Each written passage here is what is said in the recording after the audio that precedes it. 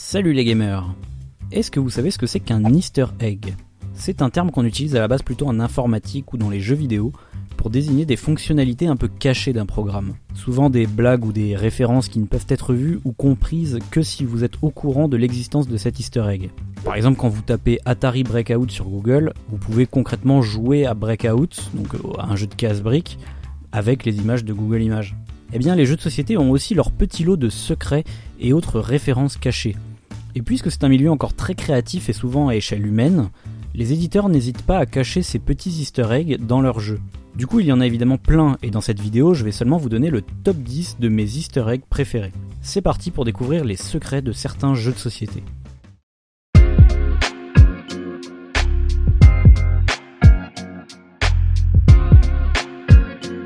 Numéro 10, Essen. Alors ce n'est pas vraiment un easter egg d'un jeu en particulier, mais c'est quelque chose qu'on retrouvera dans pas mal de jeux qui utilisent une carte symbolisant l'Europe ou parfois le monde. Quand on se penchera vers l'Allemagne, plutôt que de trouver la capitale Berlin, on trouvera à la place Essen, qui est, comme vous le savez probablement, la ville qui accueille le salon mondial du jeu de société. On trouvera ça par exemple dans Pandémie, Les Aventuriers du Rail Europe ou encore Railways of Europe. Mais la liste est probablement bien plus longue que ça. Numéro 9, Mr. Jack. Premier jeu édité chez Hurricane Games et également premier jeu illustré par le bien nommé Pierrot. Le jeu de base offrait une idée déjà assez sympathique de design, une illustration de couverture qui se prolongeait sur les côtés de la boîte.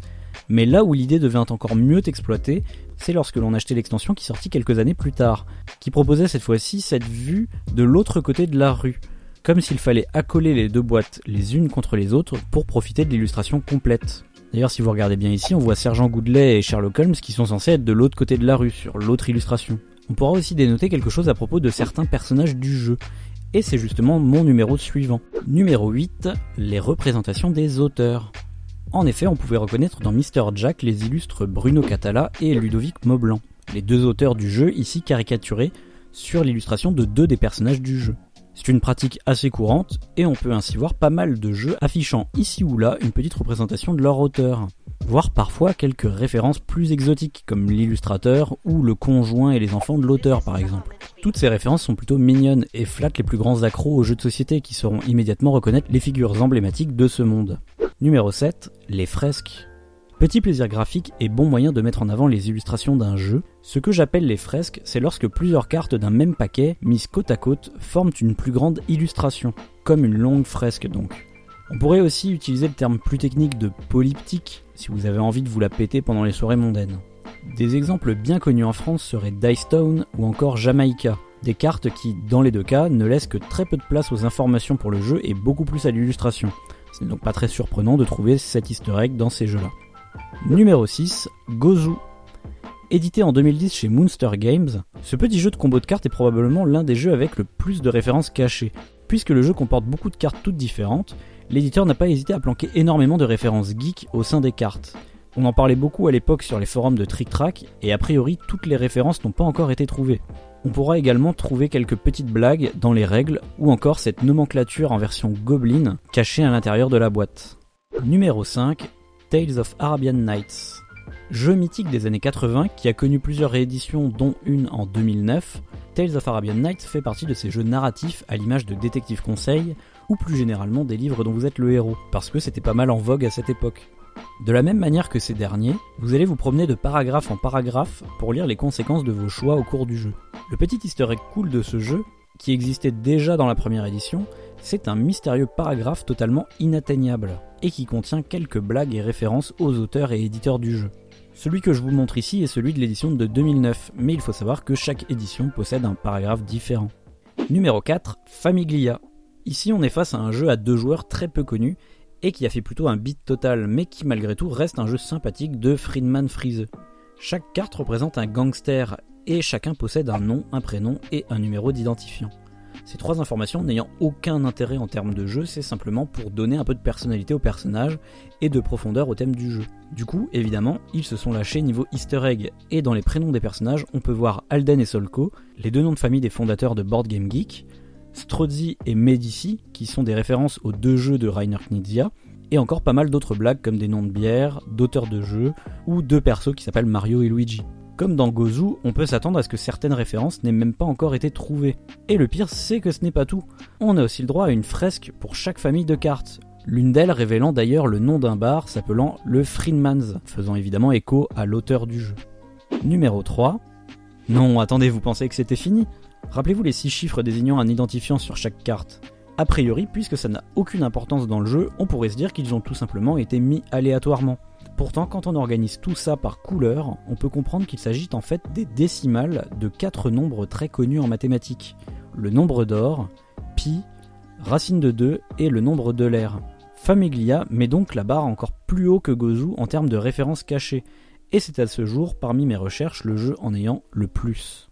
Numéro 3, Imperial Settlers. Pour celui-ci, l'easter egg est beaucoup plus simple, efficace, mais surtout inattendu et vraiment bien caché.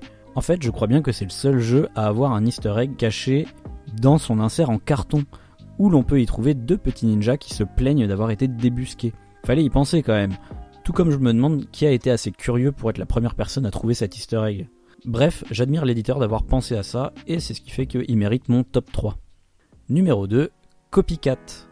Ok, là on rentre dans du lourd. Bon, déjà Copycat est encore un jeu de Friedman friseux. Rappelez-vous qu'il avait déjà mis la barre haute avec Famiglia, et que de toute manière, il a l'habitude de mettre beaucoup d'easter eggs dans ses jeux. On verra donc sa tronche un peu partout, ou des références en vrac. Jusque là, on trouverait ça presque habituel. C'est d'ailleurs très cohérent avec l'idée du jeu en fait, qui se veut volontairement être un jeu hybride qui mélange toutes les mécaniques de jeu un peu à la mode. Friedman Friseux dira même qu'il a volé le top 10 des meilleures tendances au moment de la création du jeu. C'est donc une sorte d'hommage au monde du jeu de société, un monstre de Frankenstein réalisé avec des morceaux d'autres jeux et qui essaye de compiler tous les éléments qui sont censés faire un bon jeu de société. Et pour un jeu qui n'est donc composé que de références, il fallait bien qu'il nous sorte l'easter egg ultime. Quelques semaines après la sortie du jeu, les joueurs s'en sont forcément aperçus. Il y avait une erreur d'impression sur la piste de score, passant de 90 à 92. Un éditeur qui aurait autant le sens du détail aurait laissé échapper une erreur aussi bête ? Eh bah évidemment que non, c'est encore une autre référence. Cette fois-ci à la première édition des Aventuriers du Rail qui avait justement exactement cette même erreur d'impression sur son plateau.